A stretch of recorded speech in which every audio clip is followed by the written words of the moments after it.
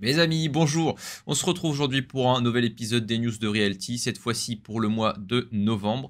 Et avant de commencer, petite précision, puisque encore sur le mois de novembre, on a encore vu pas mal de questions autour de ça, et de bien faire la différence entre les sociétés qui vous proposent de la tokenisation de contrats commerciaux. Donc en fait, ils vous font une promesse de versement de rendement. Et ça, c'est pas ce que Realty fait. Realty, vous le savez, ils tokenisent des compagnies, donc des entreprises qui détiennent de l'immobilier. Et donc, via cette compagnie, vous êtes propriétaire en fait du bien immobilier. Donc, vous êtes propriétaire de la compagnie qui détient le bien immobilier. Donc ça, c'est deux choses bien différentes, bien distinctes. Donc voilà, petit rappel avant de nous lancer dans les news. Pour ce qui est des news, on a un calendrier de réévaluation des propriétés. Donc, vous savez qu'il y a un peu de retard sur les réévaluations, surtout à Chicago. Un calendrier devrait normalement être annoncé et être fait, probablement courant de l'année prochaine, puisque toujours pareil, il y a un manque de personnel, il faut simplement du monde, il faut simplement des mains pour pouvoir rentrer les données dans la database. La Red Start Date qui commence tard, on a une question qui a été longuement débattue, qui critiquait un peu le fait que les Red Start Date maintenant commençaient de plus en plus tard. Et donc pour ça, il y a tout un tas de raisons. Mais généralement, c'est à cause des travaux qu'il y a à faire avant. Donc des travaux qui peuvent être à la charge de l'ancien propriétaire. Et donc la transmission de la propriété ne se fera que quand les travaux seront faits. Des locataires qui ne sont pas encore emménagés. On a aussi la finalisation du deal qui peut avoir du retard, hein, la signature du deal qui peut être faite en retard. Les due diligence qui sont toujours en cours. Donc, vous savez, c'est les checkings de la propriété qui sont peut-être toujours en cours. Donc, il y a tout un tas de raisons, il y en a plein de différentes, mais en voilà quelques-unes, les plus courantes, on va dire. Donc, la Rent Start Date, c'est pas pour que Realty puisse garder les loyers pour eux, c'est tout simplement que il y a des choses à faire avant que, effectivement, la propriété de du bien immobilier soit complètement transmise à Realty. L'ouverture du capital de Realty. Donc là, visiblement, ce sera fait dans un futur proche. Ouverture à la communauté également via un token, donc qui sera un SPV, c'est un Special Purpose Vehicle. Et donc ce sera en fait sous forme de token. Le SPV sera tokenisé, sera proposé à la communauté, donc vous pourrez participer au capital de Realty directement. Pas de date non plus, mais ça a été dit prochainement. Recrutement de plusieurs profils différents en 2023, donc ça c'est ce qu'on disait. Il y aura un recrutement du côté de Realty sur l'année 2023, puisque vous le savez, il manque un petit peu de monde pour justement faire toutes ces opérations que la communauté demande. L'ouverture du portefeuille du Realty sur de l'immobilier patrimonial. Ça a été discuté déjà plusieurs fois sur le mois de novembre et donc on peut s'attendre à ce qu'il y ait des propriétés peut-être avec un peu moins de rendement, mais avec une rentabilité qui se fait sur le prix du bien directement. Donc c'est-à-dire qu'on va être sur des localisations peut-être un peu différentes, peut-être un peu plus premium, avec des biens un peu plus premium également. Et donc ça devrait également arriver l'année prochaine. Pour revenir également sur la database, donc vous le savez qu'il se passe pas mal de choses sur la database en ce moment. On essaie de l'alléger pour éviter qu'il y ait la waiting room qui devrait disparaître très prochainement. Donc il y a déjà eu des petits tests qui ont été faits qui se sont bien passés, donc c'est plutôt de bon augure. Par contre, il faut s'attendre à ce que vos invoices, donc vos factures et tout ce qui est aussi Request Network, les factures de Request Network arriveront probablement plus tard. C'est-à-dire que dès que vous faites l'achat, vous n'aurez pas forcément les contrats à signer et les factures à payer, mais ça peut arriver peut-être 5 ou 10 minutes plus tard pour justement éviter que la database envoie énormément d'informations en très peu de temps. Et donc on va allonger le paiement des factures, c'est-à-dire que pour le moment c'est 5 heures et on va probablement passer peut-être sur 6 ou 8 heures, donc c'est pas encore précisé, mais attendez-vous à ce que vous ayez plus de temps pour payer les factures Request Network également. Les propriétés en Europe ne devraient pas arriver cette année, donc on s'en doute un petit peu maintenant, on est au mois de décembre, Noël, jour de l'an, etc. Il y a peu de chances que ça bouge, donc ce sera plutôt pour l'année prochaine maintenant. Il y a eu des retards niveau compliance régulateur, mais la solution qu'on va vous proposer sera la meilleure et elle sera débriefée aussi avec Jean-Marc une fois qu'elle sera présentée sur un community call. Les audits. Qui est une question aussi qui revient assez régulièrement. Chéri a trouvé un auditeur qui pourrait le faire en fait pour des frais fixes, puisque le problème en fait c'est le coût de l'audit pour chaque compagnie. Il y a maintenant plus de 200 compagnies, donc ça coûte très très cher. Donc il y avait l'idée de faire une review, mais il y a des frais fixes qui sont incompressibles. Mais avec cet auditeur apparemment ce serait possible, mais il faut trouver le moyen d'homogénéiser tout ce qui est comptable en fait dans toutes les entreprises. Donc c'est pas infaisable, mais ça va prendre du temps. Donc vous attendez pas à avoir les audits dès le mois de janvier, ça va prendre du temps, mais en tout cas, il y a une solution possible. Un token multi-property, donc ça également, on en avait déjà entendu parler il y a plusieurs mois. Et effectivement, c'est dans les tuyaux, mais ça n'arrivera pas tout de suite parce que ça pose plein de questions légales également. Donc tout simplement, un multi-property token, c'est un token qui reprend plusieurs propriétés. Par exemple, tous les tokens de propriété à D3, mais tout ça dans un seul token. Et on peut également imaginer un token qui reprend tous les tokens de Realty depuis la création. Voilà, on peut imaginer tout un tas de choses avec ça, mais ça va pas arriver tout de suite non plus. Et également pour finir, allez voter si vous êtes propriétaire du 18 983 Alcoy Avenue à Détroit, puisqu'il y a une détokenisation proposée. Donc, je ferai une vidéo à part également pour vous expliquer un petit peu comment ça se passe, mais si vous êtes propriétaire, bien, vous pouvez tout simplement voter. Donc vous allez sur la page de la propriété, détokenisation, et vous avez l'ensemble des coûts, des charges, combien l'acheteur propose, etc., etc. Donc en fait, c'est simplement pour Realty de vendre la propriété, si vous le voulez, bien évidemment. Il va falloir la majorité des holders qui répondent oui. Je crois que le vote devrait être ouvert au moment où je vais publier la vidéo. Donc allez-y, surtout, votez si vous êtes propriétaire. Et vous voyez les chiffres là, je ne vais pas vous les détailler, il y aura une vidéo à part. Mais surtout, c'est très important, allez voter si vous avez des tokens de cette propriété. Et je vous laisse maintenant avec Alpha Omega pour l'immobilier. À très bientôt. Bonjour à tous, bienvenue sur la partie immobilière de Realty concernant le mois de novembre 2022. Il a été vendu, donc a été proposé 4 immeubles, 3 à Détroit et 3 à Détroit et 1 à Cleveland. Le montant proposé pour l'ensemble de ces biens a été de 3 200 000 qui a donc été mis sur le marché. Et si on considère le solde du mois précédent, il reste en cette fin de mois pour 980 000 $. Donc, considérant le mois précédent, il a été vendu pour à peu près 2 100 000 $. Ce montant est quand même un petit peu en trompe-l'œil parce que durant ce mois, il y a eu beaucoup de ventes sauvages, comme on les appelle, donc de ventes inopinées d'anciens biens. On a eu à peu près 5 ou 6 ventes assez intenses, donc le montant vendu durant ce mois est largement supérieur, probablement vers 2,5 millions de dollars.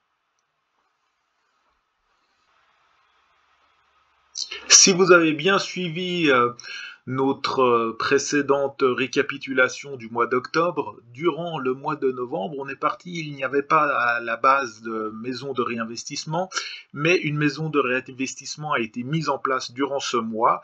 C'est une petite maison à Détroit pour à peu près 66 000 $.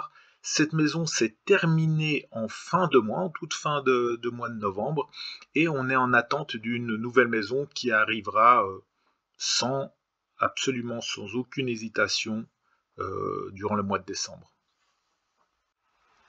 Au chapitre des chantiers, on a donc toujours une équipe de 17 ouvriers.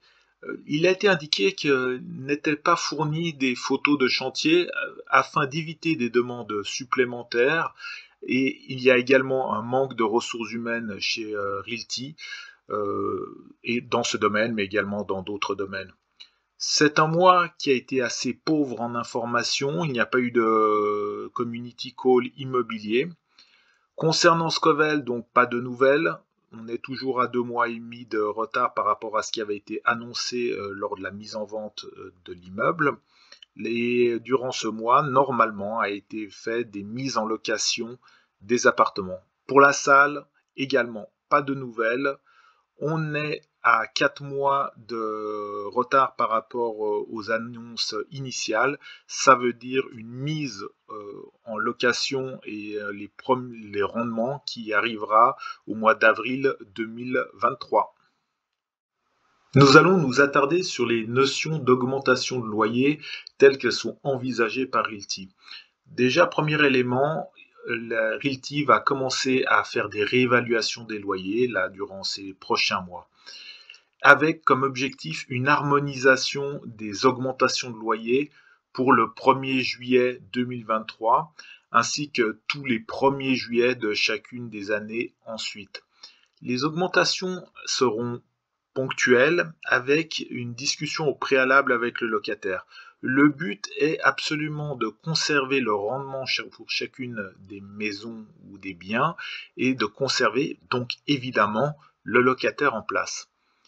D'une manière générale, les rendements locatifs suivent l'inflation, mais avec un décalage dans le temps, avec une inertie. Ce qui est totalement normal et c'est ce que nous allons voir, nous l'espérons, pour l'ensemble des biens Realty. Le portefeuille actuellement est un portefeuille de rendement avec des loyers pour les personnes avec peu de moyens. Il y a une réorientation maintenant des recherches qui va être faite par Realty au début 2023, avec une recherche agressive sur les biens patrimoniaux. Ça veut dire les biens qui sont de niveau d'un segment un petit peu plus important. On appelle ça des catégories A ou B. Il ne faut pas penser que l'encaissement de ces loyers sur les bâtiments patrimoniaux, sur les biens patrimoniaux, est plus aisé que ceux qui sont sur des bas revenus.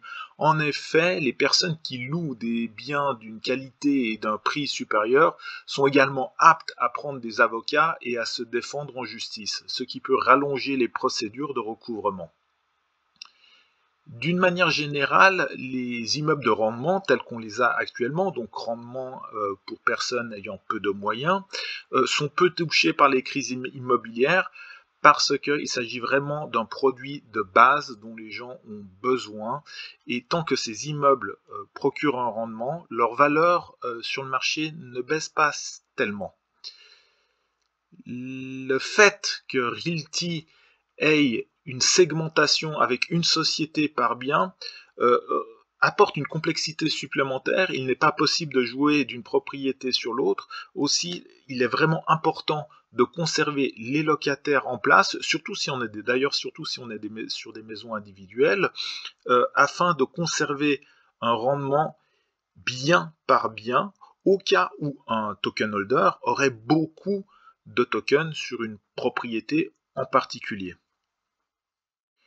Pour les divers points abordés durant ce mois, on peut citer que Bird, donc une des maisons exceptionnelles, justement une des maisons de classe B, une des rares maisons de classe B, va être vacante à partir de janvier 2023. Le but de Realty est de relouer, si possible, plus cher, et on verra si cette opération est menée à bien. Au niveau des travaux, il y a quelques légers travaux à faire cosmétiques et rien de plus. Les aspects énergétiques aux USA ont été évoqués et sont différents de ceux qui sont en Europe. Aux USA, l'intérêt sur l'économie d'énergie est faible. Aussi, il n'y a pas de programme de subvention lourde ou d'imposition étatique concernant des améliorations d'isolation ou des remplacements de fenêtres.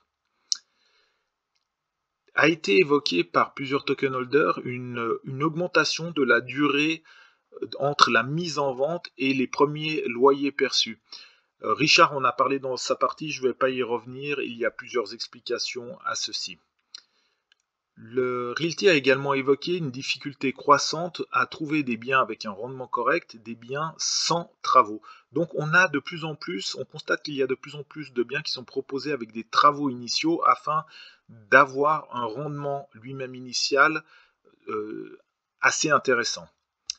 Les spécificités des biens patrimoniaux ont été succinctement évoquées. Le premier, c'est le lieu, tant la ville que le quartier dans les villes. Aux États-Unis, il y a beaucoup de différences d'un quartier à l'autre. Les rendements eux-mêmes, les rendements sont inférieurs en général sur les biens patrimoniaux que sur les biens de rendement de basse catégorie, comme les uns à présent. En revanche, l'appréciation des biens patrimoniaux dans le temps est supérieure et leur récupération après une crise immobilière se fait également de manière plus dynamique. A été souligné que les rendements à Détroit avaient baissé et on se trouve actuellement à 10% de rendement. C'est effectivement un objectif de Realty de conserver ce 10% à minima et Realty se sert désormais de ses capacités de négociation et d'une certaine taille critique pour réussir à gratter ces quelques pourcents qui amènent à ces fameux 10%. Un des objectifs pour Realty en 2023 sera de faire une revue comptable des comptes de chacune des sociétés, donc y compris les comptes d'entretien, etc. Les délais des travaux qui sont indiqués, donc tout à l'heure je parlais de la salle Escovel, les délais des travaux sont pour Realty indicatifs. En effet, il est absolument certain que dans la construction, dans la rénovation, on s'affronte très souvent à des délais qui se rallongent et ce n'est pas une surprise ici. Donc on se trouve dans ce processus-là de délais indicatifs.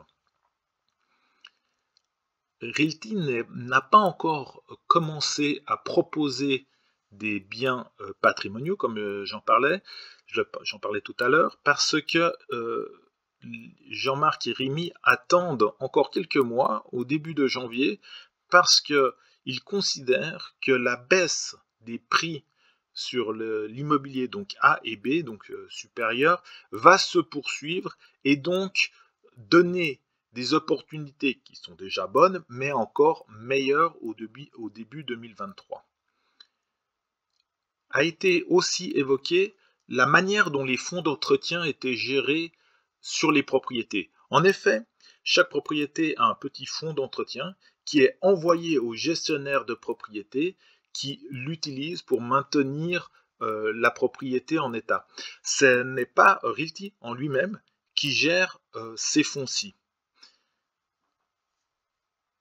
Sur ce, cette revue est terminée. Richard et moi, nous vous remercions. Et n'oubliez pas d'activer la cloche, de vous abonner et puis de mettre des pouces en l'air. Nous sommes ravis d'avoir partagé ce moment avec vous et nous vous retrouvons la prochaine fois. Nous vous remercions, à bientôt.